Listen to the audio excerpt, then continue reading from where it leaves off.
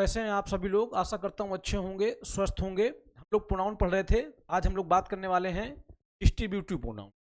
आज आपसे चर्चा होगी डिस्ट्रीब्यूटिव प्रोनाउन। देखिए क्या होते हैं डिस्ट्रीब्यूटिव प्रोनाउन। देखिए each, either, neither are called distributive pronoun. Each, either और नाइदर को हम डिस्ट्रीब्यूटिव प्रोनाउंस कहते हैं because they refer to a person और thing one at a time. देखिए हम डिस्ट्रीब्यूटिव प्रोनाउन क्यों कहते हैं, क्योंकि ये एक बार में एक ही पर्सन थिंग की बात करते हैं, यानी एक बार में एक ही पर्सन या थिंग की बात करते हैं। For this reason they are always singular. इस वजह से हमेशा क्या होते हैं, सिंगुलर होते हैं। इसका मतलब क्या है कि अगर distributive pronoun each, either, neither का यूज होगा तो साथ वर्ब कैसा लगाएंगे, हम सिंगुलर वर्ब लगाएंगे। And as such followed by a verb in the singular. अच्छा, जब ये सिंगुलर होते हैं तो इनके साथ वर्ब कैसा आता है, वर्ब भी सिंगुलर ही आना है। देखिए ईच, आइदर और नाइदर, इनको हम डिस्ट्रीब्यूटिव प्रोनाउंस कहते हैं। अच्छा, ये हमेशा सिंगुलर होते हैं। जब ये सिंगुलर होंगे तो वर्ब कैसा आएगा, वर्ब भी इनके साथ सिंगुलर ही आएगा। ठीक है, आइए देखते हैं ईच का यूज कहाँ होता है, उस पर बात करने चलते हैं। कहाँ यूज, ईच का यूज कहाँ कहाँ पे होता है। देखिए दो या दो से अधिक व्यक्तियों तथा वस्तुओं में से प्रत्येक के अर्थ में ईच का यूज होता है। देखिए दो या दो से अधिक, यानी दो हो या दो से अधिक व्यक्ति हो या वस्तु हो। दो या दो से अधिक व्यक्तियों या वस्तुओं में से दो व्यक्ति या दो वस्तु, दो या दो से अधिक व्यक्ति हो या वस्तु हो, उनमें से प्रत्येक का बोध कराने के लिए, प्रत्येक का अलग अलग बोध कराने के लिए आप किसका यूज करते हैं, ईच का यूज करते हैं। फिर से एक बार देख लीजिए यूजेज ऑफ ईच। दो या दो से अधिक, यानी दो हो या दो से अधिक हो, चाहे व्यक्ति हो चाहे वस्तु हो, उनमें से प्रत्येक, दोनों का अलग अलग बोध कराने के लिए हम किसका यूज करते हैं, ईच का यूज करते हैं। ठीक है, जैसे लिखा है each of the two girls goes there. अब देखिए each of the two girls goes there. अब इसमें ईच हमारा क्या है, सब्जेक्ट है, तो ईच के साथ वर्ब क्या आ गई हमारी, गोज आ गई। अच्छा एक चीज मैं आपको क्लियर कर दूं, यहाँ पे इस गर्ल्स के अनुसार आप वर्ब मत लगा दीजिएगा। वर्ब किसके अनुसार आएगी, ईच के अनुसार आएगी। ये जो लिखा है each of the two girls, ये जो लिखा है ये ऑफ द टू गर्ल्स, मैं बताऊं आपको, ये है प्रेपोजिशन फ्रेज। ठीक, जब किसी नाउन या प्रोनाउन से पहले प्रेपोजिशन आता है तो बनाता है प्रेपोजिशन फ्रेज। वो प्रेपोजिशन फ्रेज काम करता है एडजेक्टिव का या तो एडवर्ब का। ये जो देखिए ऑफ हमारा प्रेपोजिशन है, गर्ल्स हमारा नाउन है, तो किसी नाउन से पहले प्रेपोजिशन आया है तो इसने बनाया है प्रेपोजिशन फ्रेज। और प्रेपोजिशन फ्रेज काम करता है एडजेक्टिव का या तो एडवर्ब का। और मैं आपको बता दूं किसी भी वर्ब को, वर्ब सिंगुलर होगा कि प्लूरल होगा, ये सब्जेक्ट तय करता है, ना कि, अच्छा सब्जेक्ट का मतलब नाउन, ध्यान रखिएगा। किसी वाक का सब्जेक्ट या तो नाउन हो सकता है, या तो प्रोनाउन हो सकता है, या तो नाउन फ्रेज हो सकता है, या तो नाउन क्लाज हो सकता है, या तो इन्फिनेटिव हो सकता है, या तो जेरेंड हो सकता है। ये सब किसी वाक के सब्जेक्ट हो सकते हैं। इसमें से नाउन, प्रोनाउन और नाउन फ्रेज ये सिंगुलर भी हो सकता है और ये प्लूरल भी हो सकता है। अगर ये सिंगुलर होंगे तो सिंगुलर वर्ब का यूज करेंगे आप, अगर ये प्लूरल होंगे तो आप प्लूरल वर्ब का यूज करेंगे। और ये नाउन क्लाज, इन्फिनेटिव और जेरेंड के साथ वर्ब कैसा आता है, वर्ब आता है। ठीक, मैं आपको ये बताना चाह रहा हूं, देखिए ईच का यूज हम पढ़ रहे हैं। ईच के यूज में, ईच का यूज कहां करते हैं, ईच का यूज करते हैं दो के लिए या दो से अधिक, यानी दो या दो से अधिक व्यक्तियों या वस्तुओं में से प्रत्येक की बात करने के लिए, यानी दो हो या दो से अधिक व्यक्ति हो या वस्तु हो, उनमें से प्रत्येक की बात करने के लिए आप ईच का यूज करते हैं। ठीक, अच्छा ईच क्या होता है, जितना भी डिस्ट्रीब्यूटिव प्रोनाउन होता है, चाहे ईच हो, चाहे आइदर हो, चाहे नाइदर हो, ये सिंगुलर माने जाते हैं क्योंकि ये एक बार में एक की ही बात करते हैं। सिंगुलर माने जाते हैं तो वर्ब कैसा आता है इनके साथ, सिंगुलर वर्ब आता है। कहीं आपको ये कंफ्यूजन ना हो कि ये लिखा है each of the two girls, तो आपको ये ना लगे कि गर्ल्स के अनुसार आप यहाँ गो लिख दें। आपके मन में ये ना आ जाए कि आप गर्ल्स के अनुसार यहाँ गो लिख दें। बिल्कुल ऐसी गलती मत करिएगा, क्योंकि इसमें हमारा मेन सब्जेक्ट क्या है, ईच है। ठीक, और ईच हमारा सिंगुलर होता है, सी अनुसार वर्ब क्या आया है, गोज आया है। अब ये जो गर्ल है, गर्ल्स लिखा है, इसके बारे में मैं आपको क्लियर कर दूं फिर से। ये जो इतना है ना, ये लिखा है, जो बता रहा हूं आपको, ये जो लिखा है ये ऑफ द टू गर्ल्स। देखिए ये गर्ल्स हमारा नाउन है, टू हमारा डिटर्मिनर है, द भी हमारा डिटर्मिनर है। अब ये हमारा ऑफ प्रेपोजिशन है। जब प्रेपोजिशन किसी नाउन से पहले आया है, ये देखिए ध्यान रखिएगा, प्रेपोजिशन जब किसी नाउन प्रोनाउन से पहले आता है तो बनाता है प्रेपोजिशन फ्रेज। और कोई भी प्रेपोजिशन फ्रेज या तो वो एडजेक्टिव का काम करता है और या तो एडवर्ब काम करता है। ठीक, अब यहां पे ये प्रेपोजिशन फ्रेज है, बता रहा है ईच के बारे में। ईच हमारा प्रोनाउन है, प्रोनाउन के बारे में बताया तो एडजेक्टिव, ये काम कर रहा है एडजेक्टिव का। मैं आपको बताऊं, किसी भी वर्ब को तय करता है कौन? नाउन तय करता है। नाउन मतलब मेन सब्जेक्ट। देखिए नाउन का मतलब क्या, ध्यान रखिएगा, जब मैं आपसे नाउन कहूं इसका मतलब नाउन के इक्विवेलेंट जितनी चीजें हैं उन सब की बात कर रहा हूं। नाउन के इक्विवेलेंट क्या होता है? प्रोनाउन होता है। नाउन के इक्विवेलेंट क्या होता है? नाउन फ्रेज होता है। नाउन के इक्विवेलेंट क्या होता है? नाउन क्लाज होता है। नाउन के इक्विवेलेंट क्या होता है? एडिटिव होता है। नाउन के इक्विवेलेंट क्या होता है? जेरेंड होता है। तो ये सब यही डिसाइड करेंगे कि हमारा वर्ब कैसा होगा। और मैंने अभी आपको बताया कि नाउन, प्रोनाउन और नाउन फ्रेज ये सिंगुलर भी हो सकते हैं, प्लूरल भी हो सकते हैं। सिंगुलर होंगे तो सिंगुलर वर्ब लगाइएगा, प्लूरल होंगे तो आप प्लूरल वर्ब लगाइएगा। लेकिन ये जो नाउन क्लाज है, इन्फिनिटिव है और जेरेंड है, ये हमेशा सिंगुलर माने जाते हैं और अपने साथ कैसा वर्ब लेते हैं? सिंगुलर वर्ब लेते हैं। मैं आपको ये बताना चाह रहा हूं कि ये जो वर्ब है इसको कौन तय करेगा? नाउन या नाउन की इक्विवेलेंट कोई चीज होगी तो वो तय करेगी। ईच क्या है? ईच हमारा प्रोनाउन होता है और कैसा प्रोनाउन? सिंगुलर माना जाता है, इसलिए आपने क्या लगा दिया? गोज लगा दिया।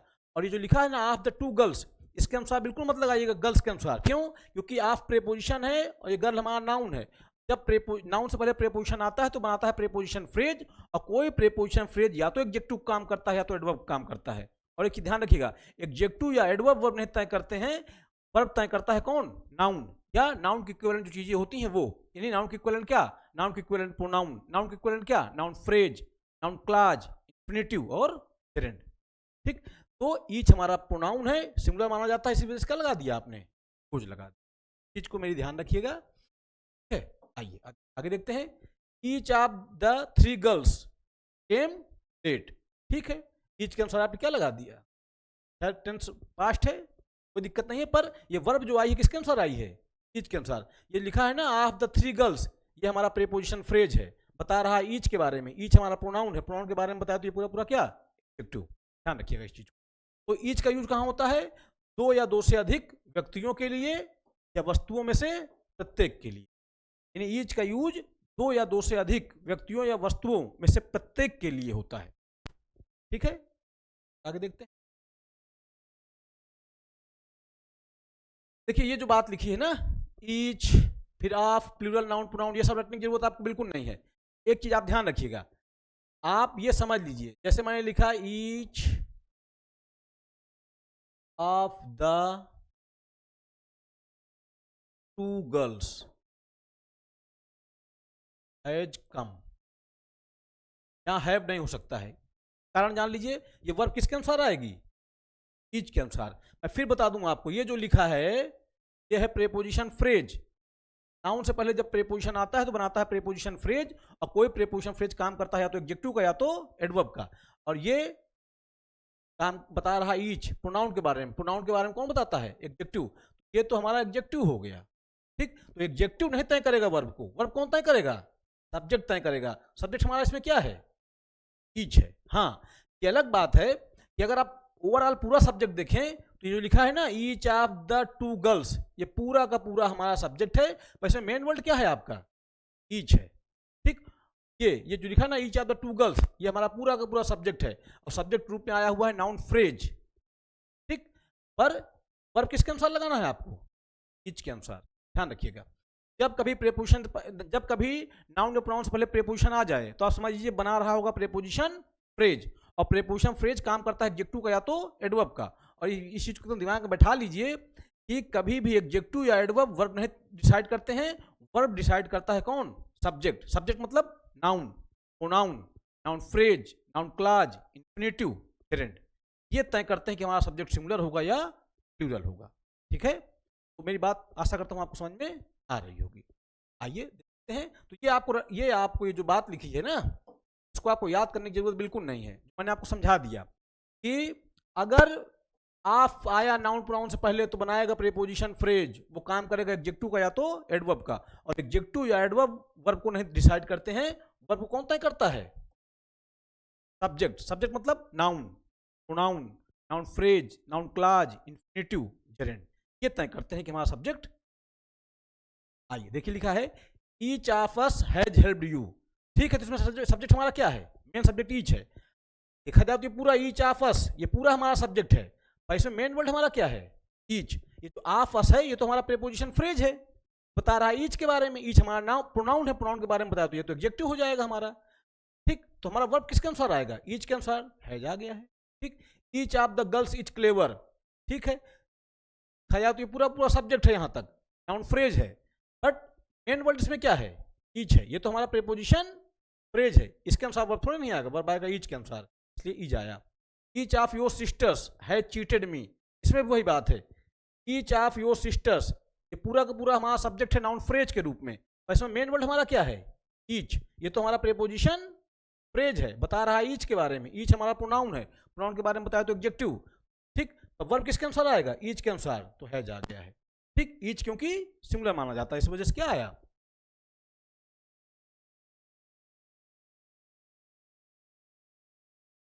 When each refers to the subject, करा each जब सब्जेक्ट को रिफर करता है, it can also go with a verb in mid position. देखिए अभी हमने ईच का यूज कहाँ देखा?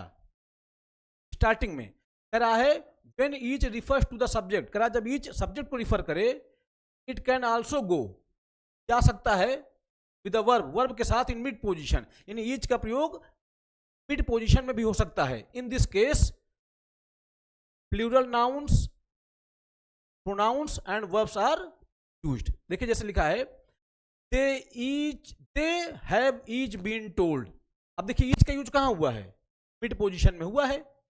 ठीक, they have each been told, उनमें से प्रत्येक को बताया गया था, उनमें से प्रत्येक को बताया गया था, इसका मतलब ये हुआ। तो अब देखिए दे के अनुसार वर्ब क्या आ गया हमारा? हैव आ गया। यानी कहने का मेरा मतलब ये है कि यहाँ पे ईच का प्रयोग मिड पोजीशन में हुआ है। यहाँ पे हमारा जो मेन सब्जेक्ट है वो क्या है? दे है। दे के अनुसार क्या आया आपका? हैव आया। समझ पा रहे हैं? यानी ईच का प्रयोग इस तरह से वर्ब के सेंटेंस के मिड पोजीशन में भी हो सकता है। तो अगर इस तरह कहीं लिखा हो तो आप उसको गलत बिल्कुल ना समझें, ये भी क्या है हमारा? सही है। पर एक चीज का ध्यान रखेंगे आप, इसमें हमारा मेन सब्जेक्ट क्या है? दे है। दे के अनुसार क्या आ गया? हैव आ गया। ठीक, we can each apply for our own membership card. We can each apply. अब देखिए ईच का यूज कहां हुआ है? बीच में, पर हाँ मेन सब्जेक्ट क्या है? वी है। यानी कहने का मतलब ये है ईच का यूज इस तरह से सेंटेंस के मिड में भी हो सकता है। ठीक, you are each right in a different way. अब देखिए हमारा मेन सब्जेक्ट क्या है? यू है, इसी के अनुसार क्या आ गया? आर। अब जो ईच है इसका यूज भले हुआ है इसी यू के लिए, ठीक, बट यहाँ पे ईच हमारा सब्जेक्ट नहीं है, मेन सब्जेक्ट हमारा क्या है? यू है। ठीक, इसलिए आपने वर्ब क्या लगाया? ठीक, समझ पा रहे हैं? नहीं, कुल मिला के ईच का यूज इस तरह से मिड पोजीशन में भी होता है, और वो गलत नहीं होता है, वो क्या होता है? सही होता है। ठीक है, समझ पा रहे होंगे। फिर देखिए लिखा है the plans each have certain advantages and disadvantages. अब देखिए ये जो हैव आया है ईच के अनुसार नहीं आया है, ये किसके अनुसार आया है? प्लान्स के अनुसार। ध्यान रखिएगा इस चीज से कि ये जो हैव है ये ईच के अनुसार नहीं है, ईच यहाँ पे सब्जेक्ट नहीं है, हमारा यहाँ सब्जेक्ट क्या है? द प्लान्स है। तो कुल मिला के ईच का यूज इस तरह से मिड पोजीशन में भी हो सकता है, सेंटेंस गलत नहीं होगा, वो सेंटेंस क्या होगा? सही होगा। पर हमारा जो मेन सब्जेक्ट है वो यही है, इसके अनुसार आपने वर्ब लगाया। ठीक, समझ पा रहे? एग्जाम्पल देखिए, जैसे लिखा है we each tried our best to win the match. हम में से प्रत्येक ने, है ना, ईच ये आया है किसके लिए? वी के लिए, बट यहां पे मेन सब्जेक्ट हमारा क्या है? वी है। ठीक, यू ईच प्लेड वेल। अब ये ईच यू के लिए आया है, यू ईच आप में से प्रत्येक ने अच्छा खेला था। ठीक, तो मेन सब्जेक्ट हमारा क्या है? यहाँ पे यू है। तो तुलना के ईच का ये पोजीशन भी हो सकता है, इस तरह से भी ईच सेंटेंस में आ सकते हैं। They each want to help her, उनमें से वो प्रत्येक चाहते थे, मतलब उनमें से प्रत्येक चाहते थे उसकी मदद करना। तो ईच का प्रयोग किसके लिए हुआ है? दे। ठीक, ज्यादा लोग रहे होंगे, उनमें से प्रत्येक, हर व्यक्ति चाहता था मदद करना, पर वर्ब किसके अनुसार आएगा? दे के अनुसार, ईच के अनुसार मत नहीं आएगा, ध्यान रखिएगा। ठीक, ईच अगर सब्जेक्ट होगा तब ईच के अनुसार वर्ब लगाइएगा सिंगुलर, पर ईच यहाँ पे सब्जेक्ट नहीं है, इसका ध्यान रखिएगा। यहाँ पे सब्जेक्ट हमारा क्या है? वी है, यू है और दे है। ठीक है, यहाँ पे मेन सब्जेक्ट हमारा क्या है? वी है। ठीक है, वी के अनुसार वर्ब, के अनुसार वर्ब, दे के अनुसार वर्ब। ये ईच सिर्फ पे के लिए आया है, इन पे जोर दे रहा है सिर्फ, और बाकी इनके क्या कहते हैं, ईच के अनुसार वर्ब का यूज हम, यानी ईच का यूज इस तरह से सेंटेंस के बीच में भी हो सकता है ना, सेंटेंस के बीच में या सब्जेक्ट के बाद भी इस तरह से होता है। देखिए फिर क्या लिखा है, ईच का प्रयोग वर्ब के ऑब्जेक्ट के बाद होता है। अब समझिए मेरी बात, हमने अभी ईच का यूज देखा सब्जेक्ट के रूप में, ईच हमारा सब्जेक्ट था, फिर हमने ईच का यूज देखा मिड पोजीशन में, ठीक, फिर हमने ईच का यूज देखा सब्जेक्ट के बाद। ठीक, अब क्या कह रहा है, ईच का यूज, ईच का प्रयोग वर्ब के ऑब्जेक्ट के बाद हो सकता है, यानी ईच का यूज वर्ब के ऑब्जेक्ट के रूप में भी हो सकता है। ठीक, फिर देखिए लिखा है ईच का प्रयोग वर्ब के ऑब्जेक्ट के रूप में होता है। ठीक है, ये तो बात हो ही गई है। देखिए इसमें मगर कंडीशन क्या है, थोड़ा समझिएगा। कह रहा है किंतु, मतलब ईच का प्रयोग वर्ब के ऑब्जेक्ट के रूप में होता है, किंतु ऐसी स्थिति में ईच का प्रयोग वर्ब के ऑब्जेक्ट के रूप में होगा, किंतु ऐसी स्थिति में ईच के बाद किसी शब्द समूह का प्रयोग अनिवार्य रूप से होता है। ध्यान रखिएगा, यानी ईच का प्रयोग वर्ब के ऑब्जेक्ट के रूप में तो हो सकता है, लेकिन ऐसा नहीं हो सकता है कि ईच का प्रयोग वर्ब के ऑब्जेक्ट के रूप में हो और ईच अकेले आ जाए, ऐसा बिल्कुल नहीं हो सकता है। ईच का प्रयोग जब वर्ब के ऑब्जेक्ट के रूप में होता है तो इसके साथ कुछ वर्ड्स जरूर आएंगे। ठीक, ईच का प्रयोग किसी क्लाज या सेंटेंस के अंत में नहीं हो सकता है। ईच का यूज किसी भी क्लाज या सेंटेंस के लास्ट में नहीं हो सकता है।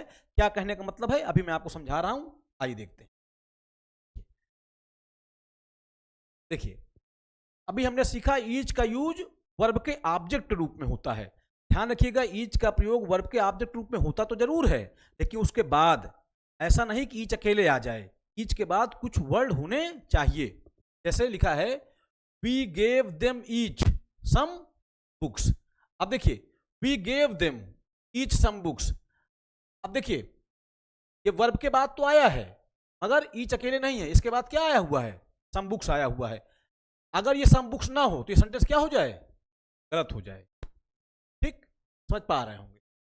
वी गेव देम ईच, हमने दिया था उनमें में से उनको प्रत्येक को, उन प्रत्येक को सम बुक्स, कुछ किताबें। वो लोग रहे होंगे, मान लीजिए वो लोग 4 लोग थे, ठीक, उन चारों में से प्रत्येक को, हर आदमी को किताबें थी, ये कहने का मतलब।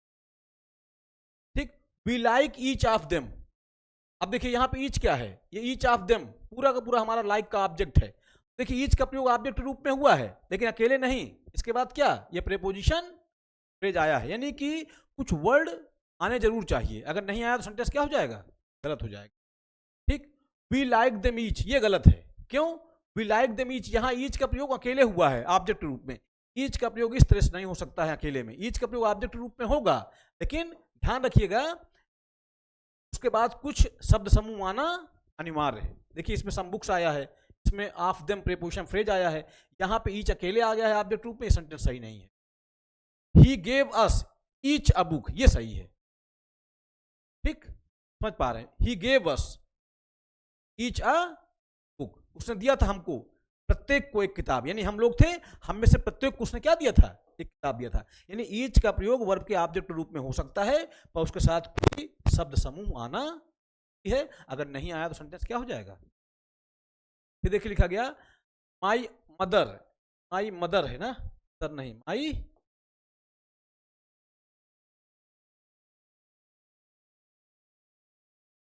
माई mother wants to, my mother wants us each to be happy. ठीक है, क्या दिक्कत है? ईच आया है, इसके बाद कुछ शब्द समूह आया है, ठीक है। यानी ईच का प्रयोग वर्ब के ऑब्जेक्ट रूप में हो सकता है, पर तभी जब उसके बाद कोई शब्द समूह आया हो, ठीक, कोई फ्रेज आया हो, ऐसे कुछ।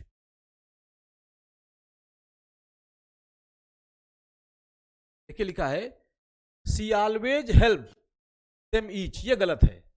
यहाँ पे ईच का प्रयोग अकेले हुआ है ऑब्जेक्ट रूप में, ईच का प्रयोग इस तरह से अकेले हो सकता नहीं है। सेंटेंस क्या है? गलत है। इसको मुझे लिखना चाहिए इस तरह से, she always helps each of them. अब ये सही है, ईच आया है ऑब्जेक्ट रूप में और ये आ गया है प्रीपोजिशन वेज, अब सही है।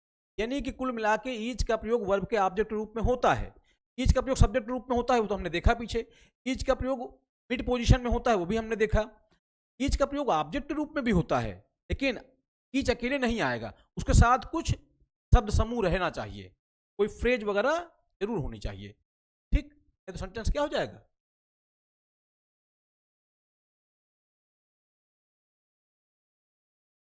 देखिए कह रहा है each can come at the end, कह रहा है। देखिए हमने ये देखा कि ईच का प्रयोग एंड में अकेले हो सकता नहीं है, पर एक कंडीशन ऐसी है जहां ईच का प्रयोग अकेले हो सकता है लास्ट में। कह रहा ईच कैन कम, ईच आ सकता है at the end of a clause, each का प्रयोग हो सकता है किसी क्लाज के एंड में, in expressions referring to each amount and quantity. ध्यान रखिएगा ईच का प्रयोग इस तरह सेंटेंस के लास्ट में नहीं होता है, लेकिन ईच का प्रयोग लास्ट में हो सकता है कब? अगर वो किसी अमाउंट की बात करे या किसी क्वांटिटी की बात करे, तब हो सकता है। एक कंडीशन है, मैं फिर से क्लियर कर दूं, ईच का यूज सेंटेंस के लास्ट में नहीं हो सकता है, ठीक है, वर्ब के ऑब्जेक्ट के रूप में। बट एक कंडीशन ऐसी है जहां ईच का प्रयोग सेंटेंस के लास्ट में हो सकता है। कैसे? अगर वहां पे बात हो रही हो किसकी? किसी अमाउंट की या किसी क्वांटिटी की। जैसे देखिए लिखा है दे कास्ट ₹100। अब देखिए यहां पे अमाउंट की बात हो रही है ना, तो अमाउंट में इस तरह से ईच का प्रयोग लास्ट में हो सकता है। नहीं तो और किसी कीमत पे अमाउंट हो या क्वांटिटी की बात करे तो फिर आप ईच का प्रयोग इस तरह से लास्ट में कर सकते हैं, और किसी कीमत का प्रयोग लास्ट में हो सकता नहीं है। ईच का प्रयोग लास्ट में तभी होगा जब उसके साथ कोई शब्द समूह आए, इस तरह से अकेले नहीं होगा। इस तरह से अकेले तभी होगा जब उससे क्या, किसी अमाउंट की बात करे, ठीक है, किसी अमाउंट की बात हो या किसी क्वांटिटी की बात, तब हो सकता। आशा करता हूं मेरी बात आपको समझ में आई होगी। यूज ऑफ आइदर, अब हम पढ़ने चल रहे हैं किसका यूज? आइदर का यूज। देखिए आइदर का प्रयोग एक या दूसरा, आइदर का प्रयोग एक या दूसरा, यानी कि कुल मिला के आइदर का प्रयोग दो के लिए होता है, ठीक है, दो के लिए, और दो में से कोई एक। आइदर का यूज कहां होता है? दो के लिए, और दो में भी क्या, दो में से कोई एक, चाहे पहला हो चाहे दूसरा, इस सेंस में आइदर का यूज होता है। आइदर का प्रयोग एक या दूसरा के भाव को व्यक्त करने के लिए दो में से कोई एक के अर्थ में होता है। मैं बताया आपको आइदर का प्रयोग दो के लिए होता है और दो में से कोई एक, ठीक, चाहे पहला हो चाहे दूसरा। आइदर का प्रयोग दो से अधिक के लिए नहीं किया जाता है, ध्यान रखिएगा। अगर दो से अधिक की बात करें तो आप आइदर का यूज ना करें, ठीक। दो से अधिक के लिए आइदर के स्थान पर एनी या एनी वन का प्रयोग होता है, ध्यान रखिएगा। जब दो में से किसी एक की बात करनी होगी तो हम क्या, किसका यूज करेंगे? आइदर का यूज करेंगे। लेकिन अगर हमको दो से अधिक में से किसी एक की बात करनी है तो हम क्या लगाएंगे? या तो एनी लगा देंगे या तो एनी वन लगा देंगे। समझ पा रहे होंगे मेरे?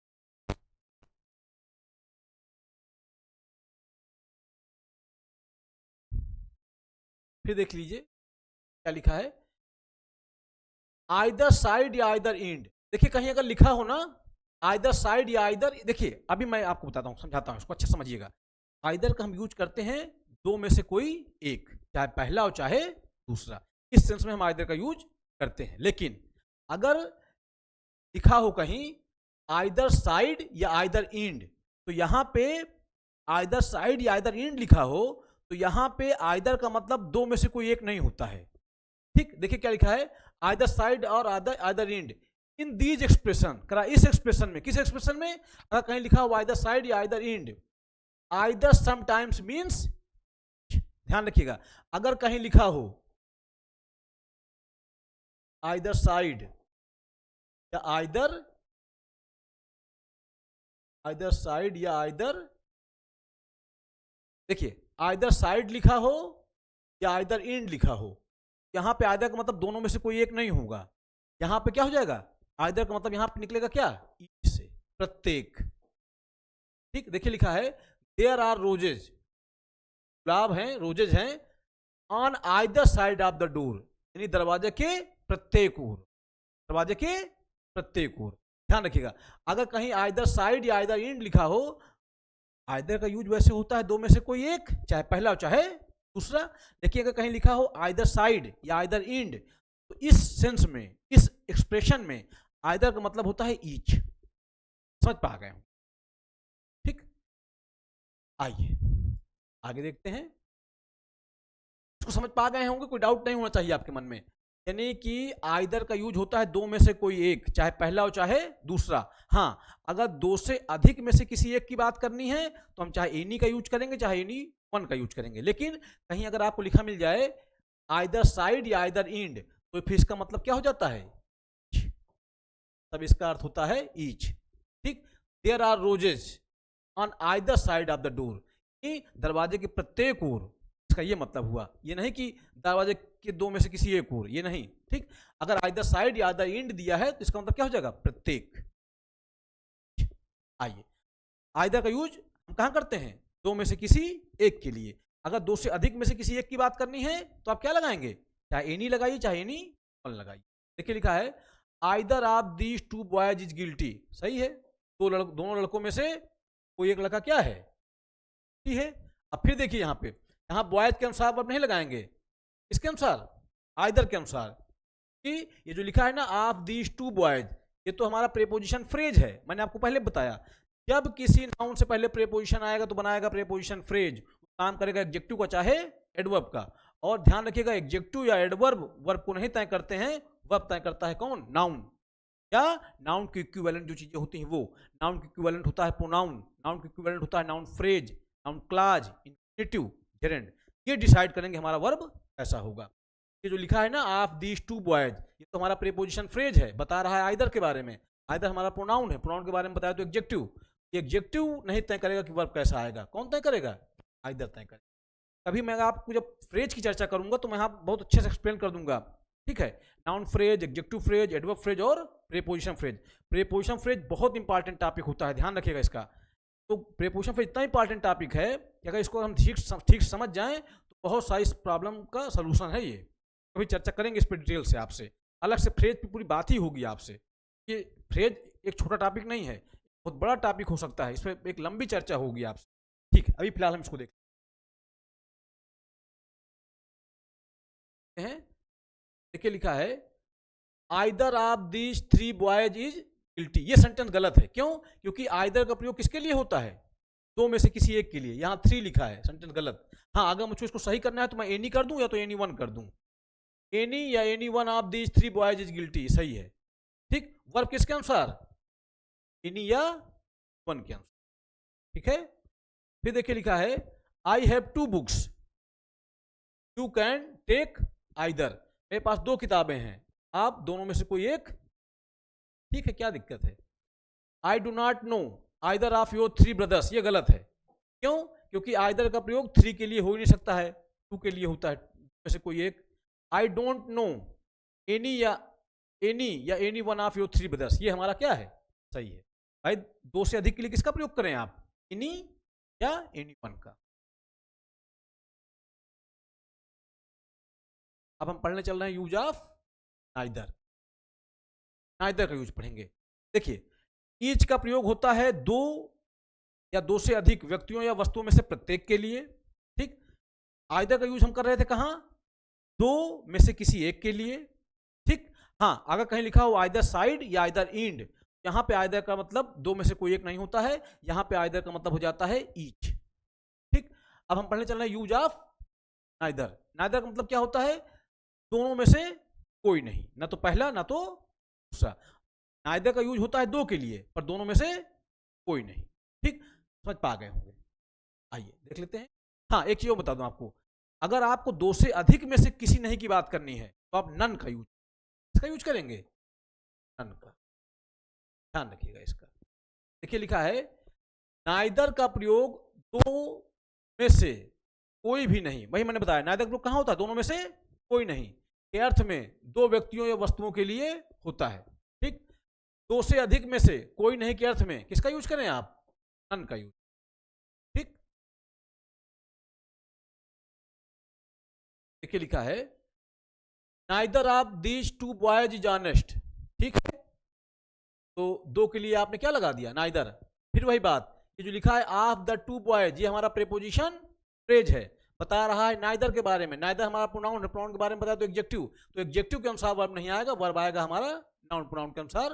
नाइदर के साथ वर्ब कैसा आता है, सिंगुलर, ये डिस्ट्रीब्यूटिव प्रोनाउन है।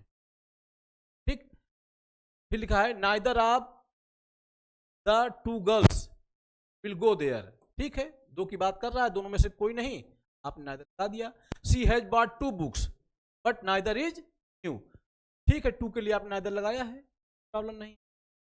Neither of the three books is mine, अब ये गलत है क्योंकि नाइदर का यूज थ्री के लिए नहीं होता है, यहां आप नन का यूज कर दीजिए, सही हो जाएगा। None of the three books is, ठीक, she has bought 5 books but neither is new, गलत। अरे भाई 5 के लिए नाइदर थोड़ा नहीं लगता है। ठीक, she has bought 5 books but none is new. भाई दो से अधिक में से कोई नहीं के लिए आप नन का यूज करें। नाइदर का यूज होता है कहां, से कोई नहीं। None of your hands is damaged, अब हैंड कितने होते हैं, हाथ तो दो होते हैं, दो के लिए नन थोड़े नहीं लगाएंगे, आप क्या लगाएंगे, नाइदर लगाएंगे। सेंटेंस गलत हो जाएगा ना, हमें क्या लिखना चाहिए था, neither of your hands is damaged. ठीक, हाथ तो दो होते हैं ना, दो के लिए आप नन थोड़े नहीं लगाएंगे, क्या लगाएंगे, नाइदर लगाएंगे। देखिए मैं एक बार रिपीट करता हूं, ईच का प्रयोग होता है दो या दो से अधिक व्यक्तियों या वस्तुओं में से प्रत्येक के लिए। आइदर का प्रयोग होता है दोनों में से किसी एक के लिए। ठीक, नाइदर का यूज होता है दोनों में से कोई नहीं के लिए। ठीक, अगर आपको दो से अधिक में से किसी एक की बात करनी है तो आप एनी या एनी वन लगा दीजिए। आपको अगर दो से अधिक में से किसी नहीं की बात करनी है तो आप नन का यूज। ठीक है, देखिए लिखा है हैंड्स दो होते हैं इसलिए नन के बदले नाइदर का यूज होगा, मैंने आपको बता ही दिया है। से लिखेंगे हम, इसको हम लिखेंगे neither of your hands is damage. Verb किसके अनुसार, नाइदर के अनुसार, ध्यान रखिएगा, इज लगेगा।